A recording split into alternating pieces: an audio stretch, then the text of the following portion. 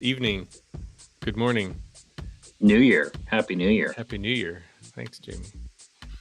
What's up? It's our house. Reminds us of that one AIA conference in Las Vegas. That was quite fun. We got into some super secret after party that I let the secret out, but that was years ago. Well, yeah, there's that too.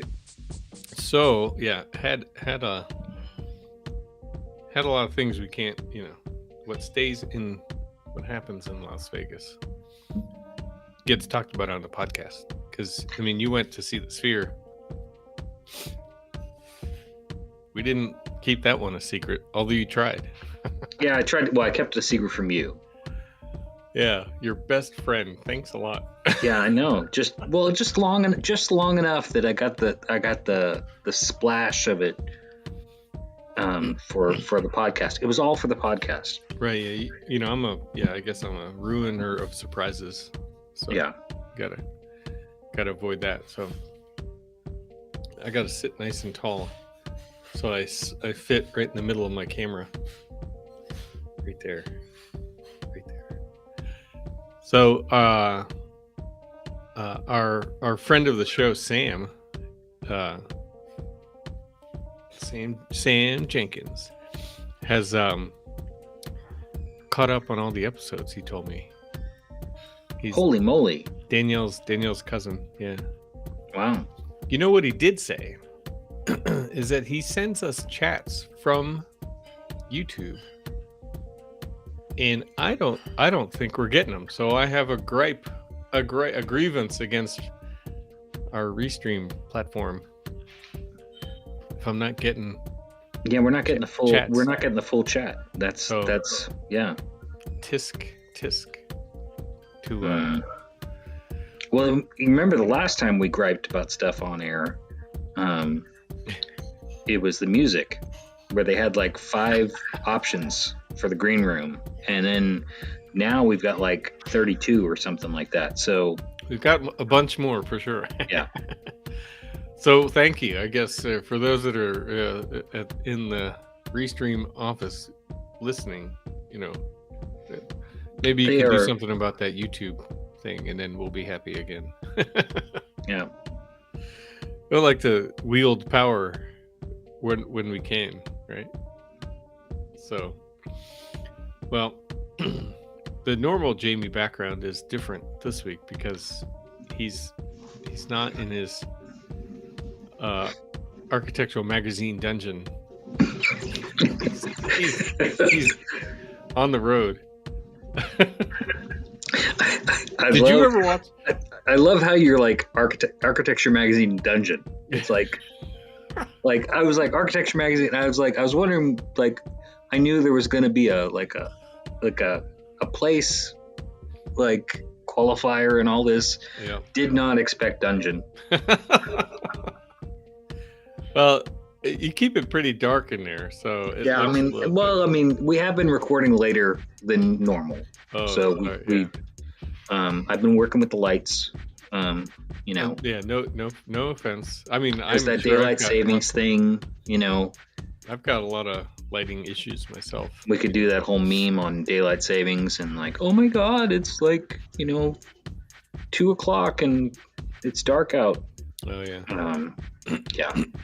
No, I don't. I try not to get into that one. But yeah, no.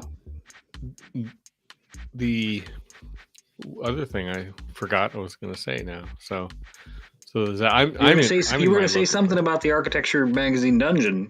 Oh yeah. Cormac posted a picture about well, no, not Cormac, but of another Entree Architect Facebook friend posted a thing about pencil points. Was it a journal or some sort of newsletter or something? I never read them. Did you ever read the pencil points? I think that's the old talking. I think that's like, is Cormac a boomer? Is that what you're trying to say? Like, I mean, in the best possible way. No, I think totally in the I best think he's possible still way. in Gen X. He's Okay. still Gen X. Okay. He's not a boomer. Although it probably pencil points probably existed for the boomers too. I mean, it was type, it was printed type, right? So, Yeah, but I mean, honestly, Kurt, like I did see that post. I think it was from like 1926. So like, right, 100 yes, years. it was yeah. like a really long, like Oh, beyond boomers. I'm not trying to start a new feud. I mean, we just settled everything, so. I know. And I mean, the proverbial bull. Wow, all the vocabulary tonight. So that's a word I tend to avoid on air, right? I won't even utter it right now to pull myself into the weeds with that one. But yeah, the proverbial weeds. Proverbial. The provincial you. I don't know. Is that a thing? I just made it up. It sounds fancy. I don't. Doesn't it? The provincial you. Yes. What do they say? I owe you some clips. I'm working on. You do. I mean, so I'm just making Friday. stuff up today. Just like clip on the fire, or on the fire, on the fly, on the fire. I'm in the fire. Yes. Hot seat. So yeah. Oh, there's a lot of good stuff. I'm gonna maybe if I well, not maybe. It's on. I have a to-do list now. This is. I mean, I'm good at making lots of lists. It's now. Yes. It's about action on lists, on said lists, to accomplish clips. Are all the lists in one place? They are now. Okay. How do you like that? Digital, because too. I was gonna. Digital doesn't necessarily need to be digital to be effective. But it's also here on this computer and the phone. It's synchronized. So, like, I'll show you. Like just like 10 minutes ago, we were trying to schedule something with someone else, which we're going to get to announce at some special time soon. And like, you were so confused. So how is the task list and time zone and multiple, like, is it okay? Are you okay? Well, is this a plea for help on your task lists? Is that what you're trying to say? Cry. Is there a do you need a personal assistant? Is that what you're trying to tell me? Like 2024 is the year that Kurt gets a personal assistant. That would be nice. I don't know if there's room in the budget this year. Maybe 2025. Okay. So when you make goals and you want to make big changes, Jeff Eccles teaches us that a big change takes a year to accomplish. So, and a subheading on that statement is put all the tasks in one place. Yep. So that you can see them all.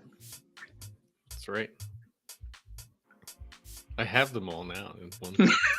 That's good. I'm so happy for you. I'm glad that you're projecting out and thinking about like the whole year, because we just came out of working through are you having second thoughts about your word? Are you trying to tell me something too? Maybe. Yes. Instead of patience, it really should be procrastination. Yes. Yes, let's not. Yeah, I don't know. I'm not changing my word. I like my word. Okay, good. Word is out. So, all right. Well, so we have a brief. I don't know. Well, I don't know what you want to talk about here in the green room. Well, I think this was the warm up, so I think we're good. Yeah. Like I mean, we have friends of the podcast who've informed us about the chat. So working on that. Yeah. That's been On the added to the list. task list. On the And one we list. know that the task lists are all together in one place, though missing a personal assistant. So, Yeah. And that it just makes a really long list. That's all I'm saying. well, here's a suggestion. Can I make a suggestion? Yeah. Oh, I'm all ears. Okay. I'm all ears. So, what I do is I tend to make lists, but I categorize them. So, like, but I want them all to be in one place. So I might have a column that's, service, and one is sort of work stuff, and then one is, goals, and then one might be, personal stuff. And so there might be like 4 columns. And but I can see all 4 columns. Does that make sense? I can do that. Then you feel like you're it. accomplishing stuff, even if like one still has a long list of stuff to do. Sure. You can still feel like you're checking some stuff off that list, and that little bump of endorphins. Yeah, it's like it's good. It's good to feel that. So. Oh, I'm with you. Well, we're working our way into a better managed future. I'm pretty organized. I'm upset, but you know what? I'm not gonna toot my own horn too much right now, because it's all about action, right? Right.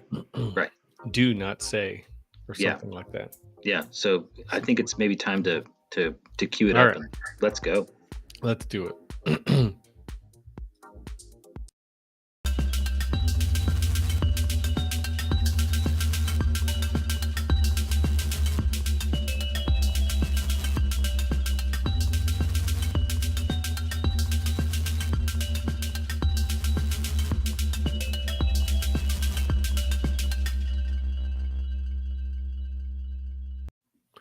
Hey, Jimmy.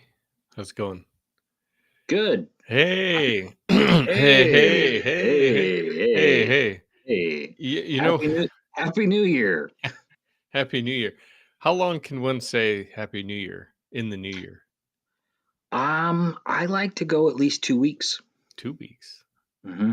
Oh, okay.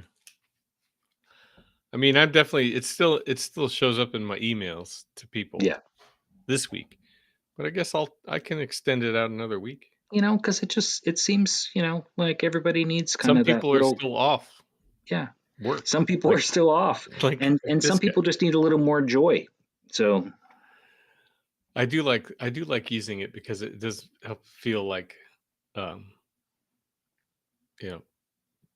positive, optimistic, future facing, forward thinking. Not in the green. Oh, I had all the buttons.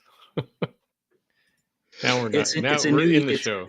It's a new year, and it is season 6 of that new year. Is that right? No, yep. It's season 6 and a new year. See, trying to use the right happy words. New season.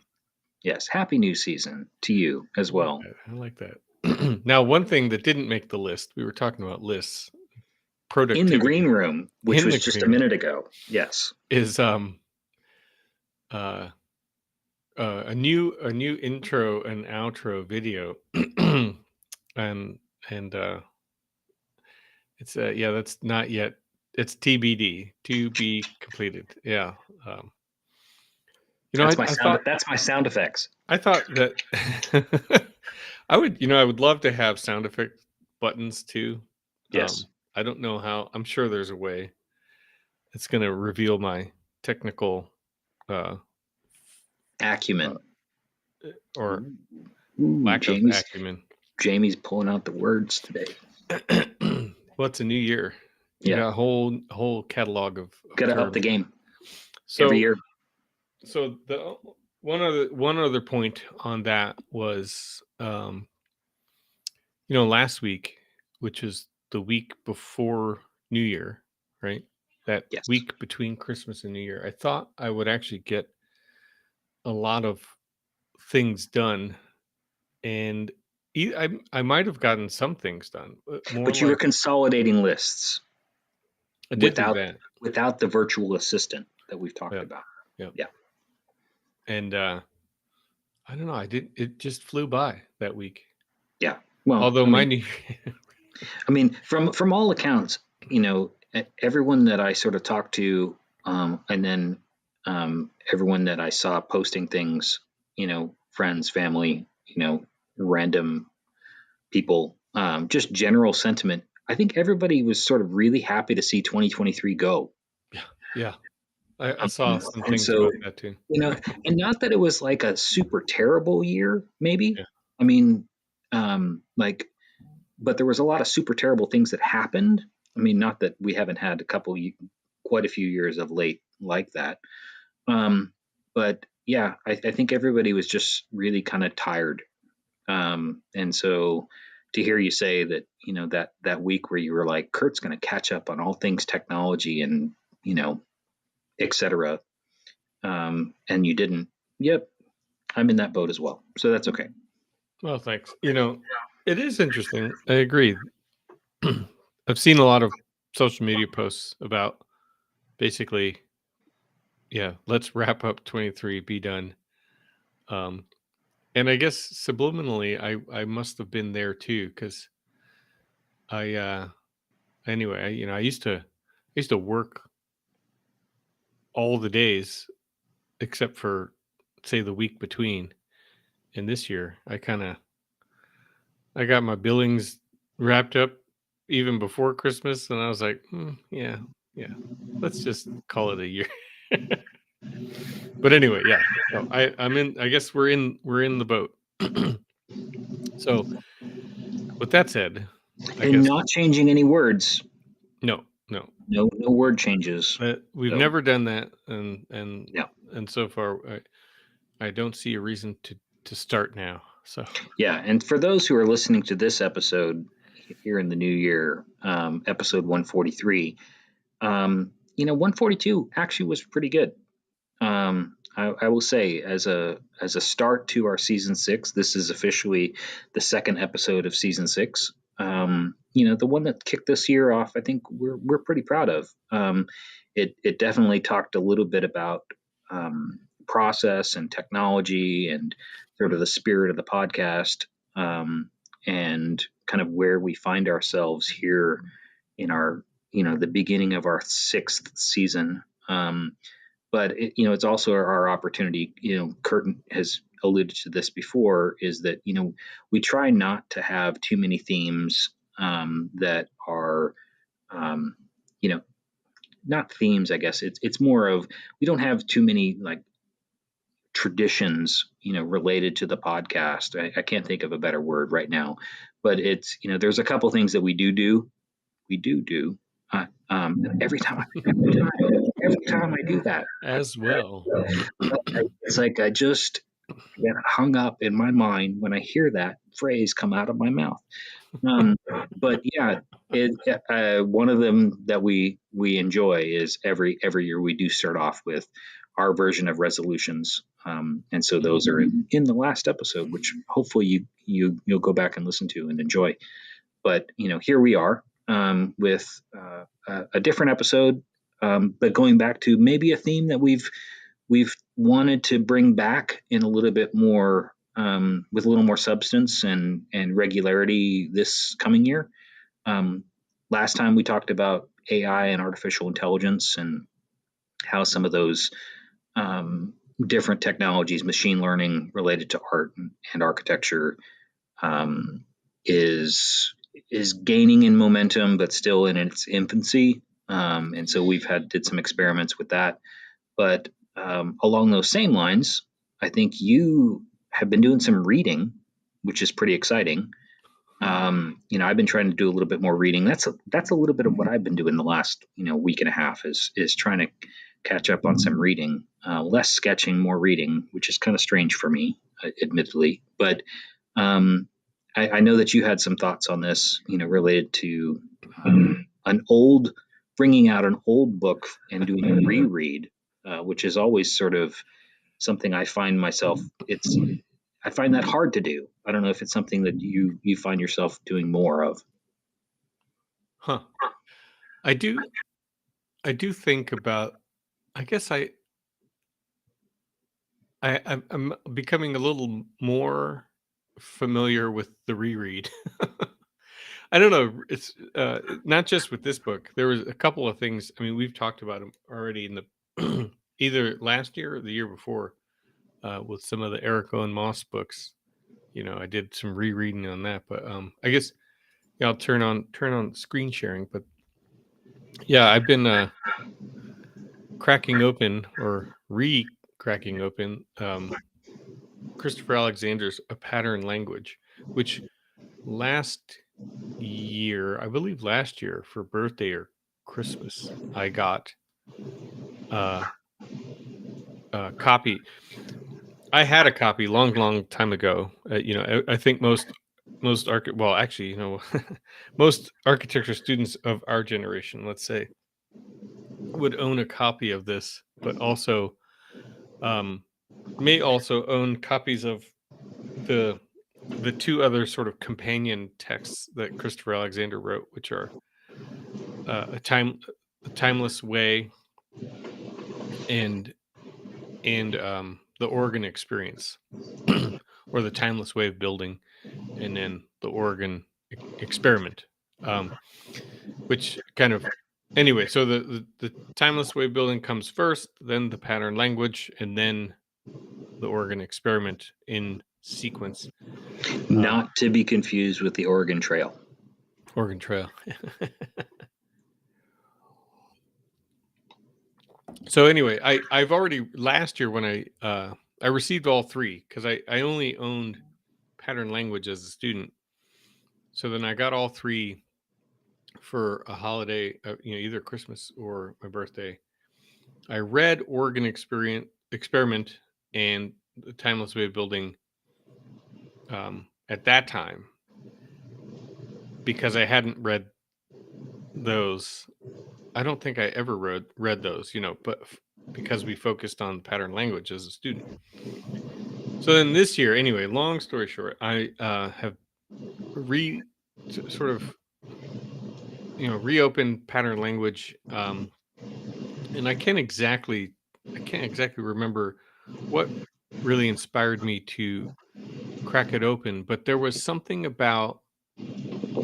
So, in a nutshell, I can't give the entire book report because I mean it's quite lengthy, but the essence of it is sort of at multiple scales, say from sort of region to urban or district, down to building, down to elements of the building, right? So it goes from macro to micro of designing cities to buildings. And then there's these relationships that Alexander writes or connects between the different scales and different patterns. So every individual items are a pattern. Uh, like for example, what was he called? Green streets, or the countryside, or city country fingers is a concept. Um, and each one of those patterns then depending so this is the subjective aspect of it, is that defined by Christopher Alexander, they relate to other patterns. So it's somewhat subjective because it's sort of selected by Alexander, right? You don't get to choose the pattern connection. It's already sort of established for you. However, what I've decided to do as a it started in between the end of the year and now, is sort of do like my own kind of book report of this uh, pattern language, and then start to use this software called Obsidian, which is like a note taking application that you can link notes to each other. much like the pattern language that Christopher Alexander created, right? You can create the links to different thoughts in the software. And so, and honestly, the I'll get to that system in a second. So this little map on the right is a really quick screenshot of like just the first 7 patterns in the book, and then the links that Christopher Alexander defines to each other, or to the patterns from those 7, right? So there's pattern 1, 2, 3, 4, 5, 6, 7, and then some of those 7 are referencing patterns later on, like 14, 16, 26, 37, 51, patterns that I haven't yet read about. Although I mean, this time around, I've already read a long time ago. But so anyway, so there's these sort of little nodes that are flying off into space because they are just being referenced by say an earlier pattern, but I haven't yet read forward. So the more I read the text and start to build the network, basically, of patterns back, this web will kind of get denser and denser and denser, and sort of, I don't know, may inspire some insight into the sort of networked connections of elements, right? From, say, a window bench all the way up to the site plan or something like that.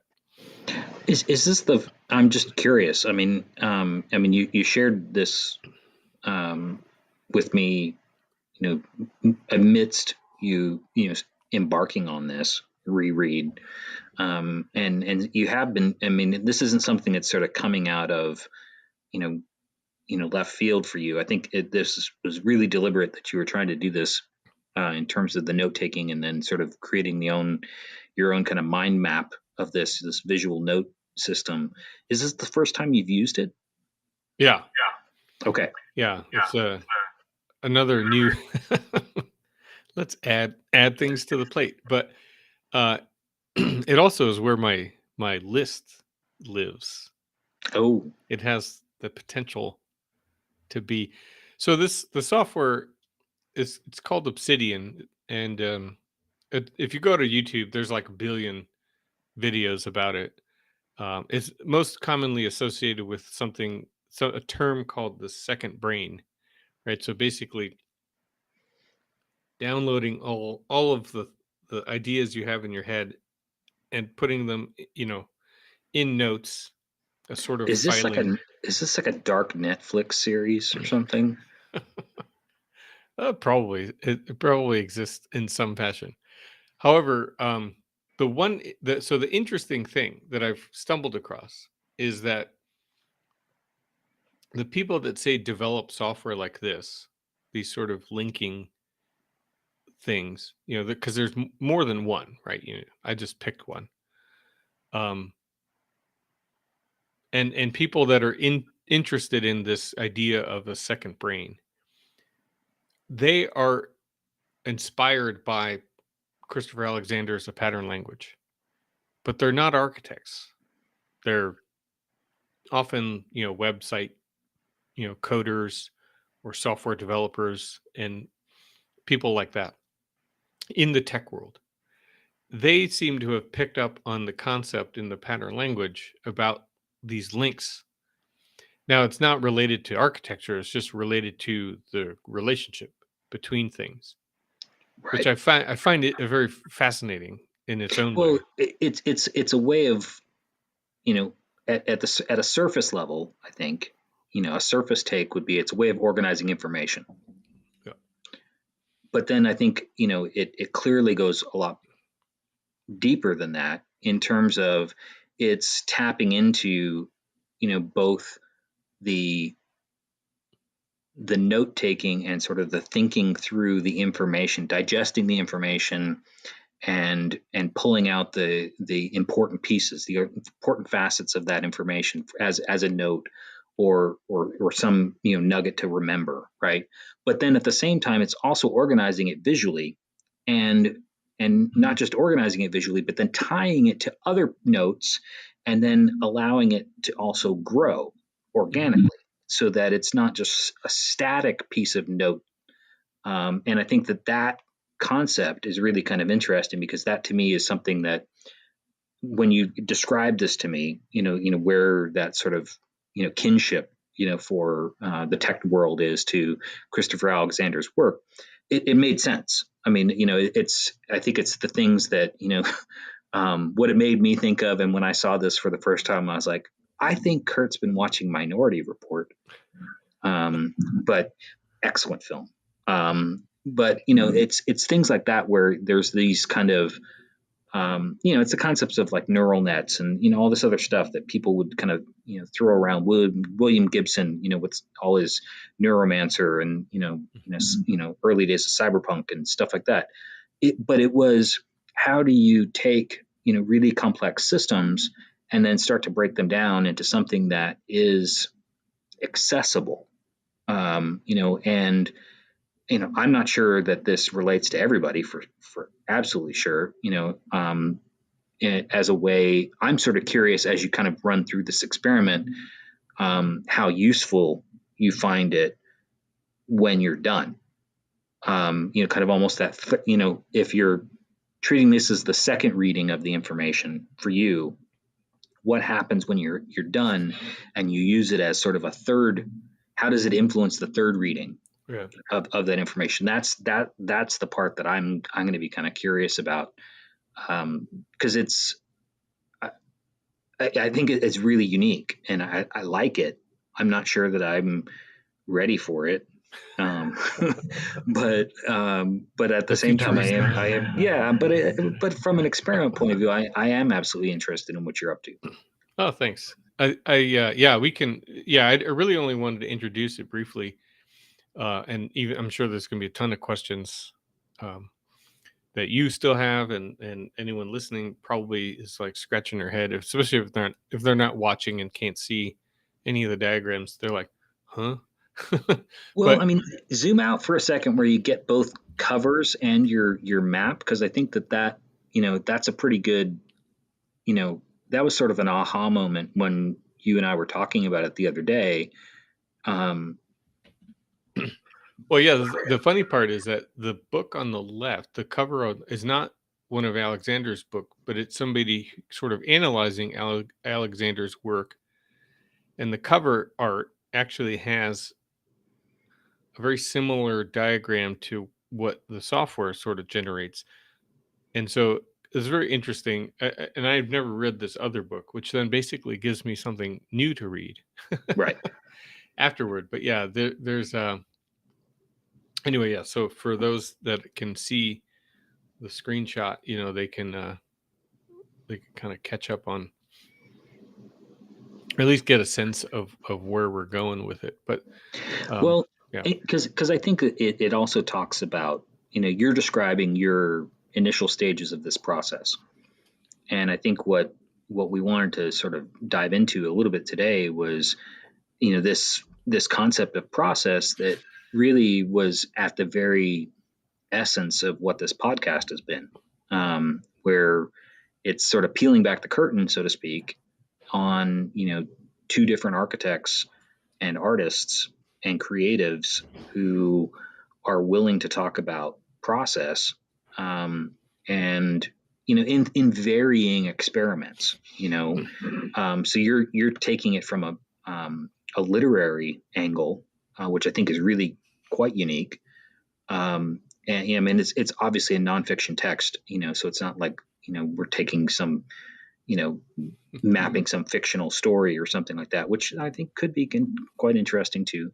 But yeah, I think the art and the sketches that we have up today, was sort of my early 2024 experiment in process and doing a little bit of a reveal as well with it. yeah, I'm glad you sent these over for addition to the conversation, because well, then you posted the final draft, let's say, on Instagram, which was really exciting because it's a beautiful sketch of this sort of tiny dancer amidst this sort of dystopian knives flying around. It's a sort of whirlwind of activity.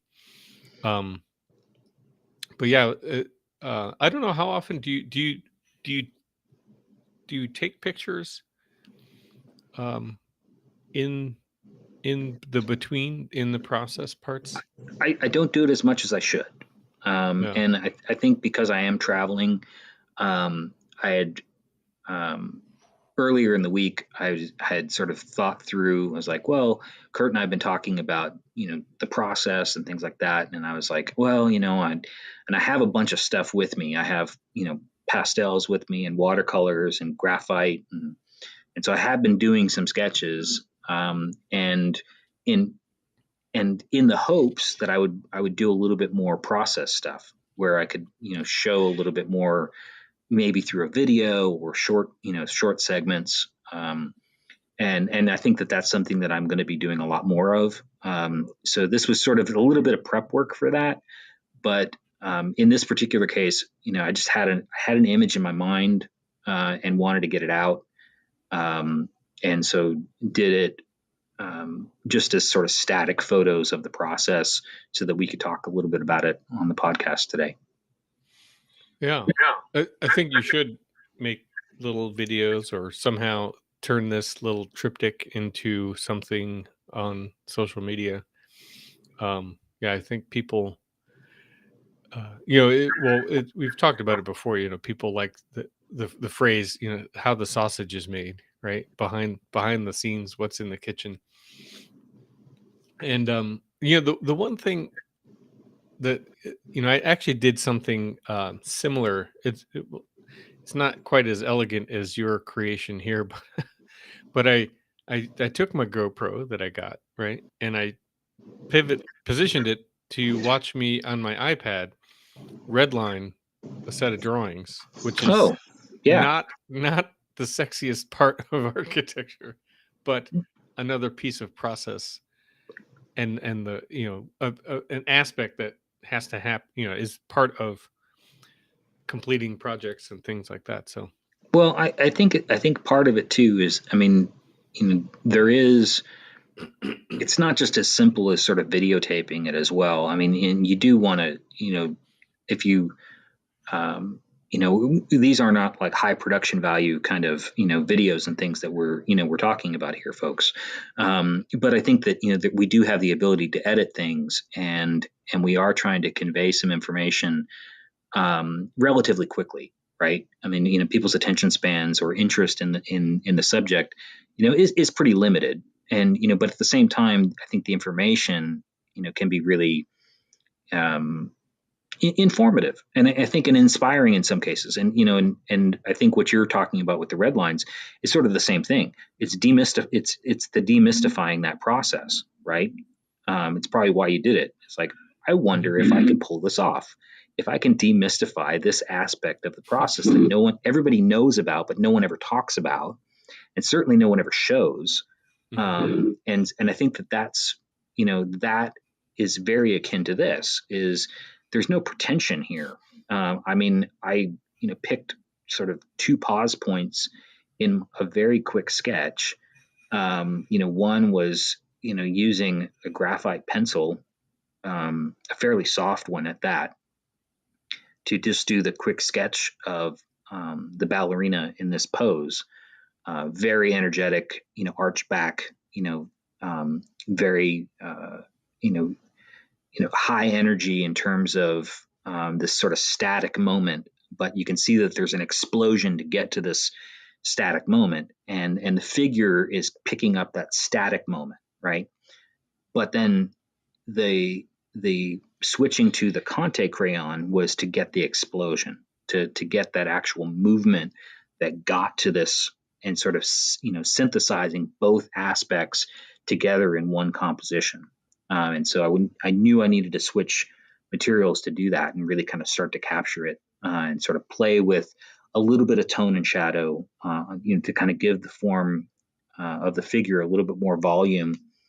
And then switching to the pencil again and then the pen to kind of get in and get a lot more of that detail and really kind of explore the creative aspects of the way that I start to see space and people and action and figures in field and the relationships of the parts, and kind of exploring that through drawing relatively quickly. So, those are sort of the three steps, but that was the intention of trying to capture it with the three images. I know we were going to make this a little bit shorter of an episode, a little quick hitter, just to drop the idea, plant the seeds.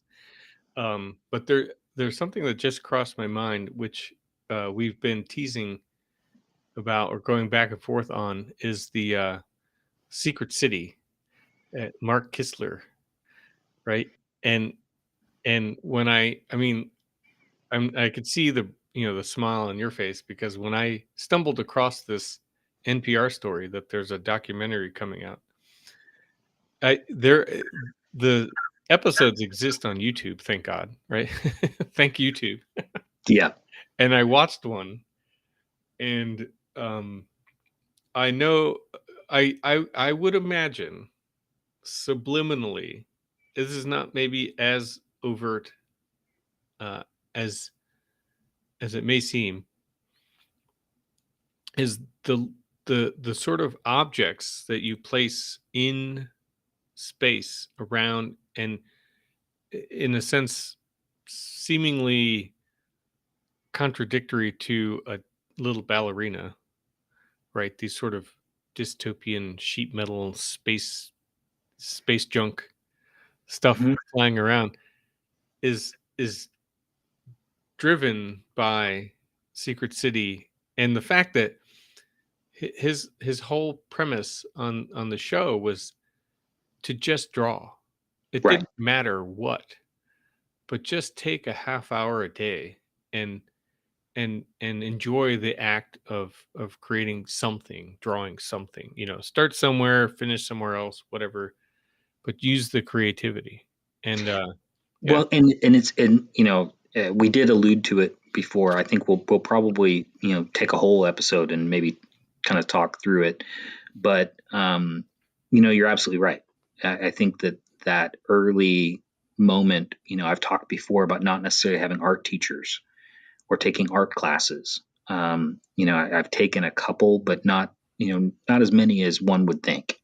But I do remember, getting home from school and sitting down in front of the TV and watching that, and really, like I described before, is just feeling the urge to draw, and it tapped into something that I already was doing. I mean, I can get lost in drawings. I could draw all day, and that's just who I am, and I recognize that, but. Watching that show and sort of that spirit of that and the way you just described it, I think is absolutely perfect. Is give yourself the gift of 30 minutes to just draw, and it doesn't really matter what it is, but doing that for yourself, there is an activity that goes on inside your brain, that really allows that spark of creativity, and in my case, well-being. I think you'd probably feel the same. Describe it very similarly.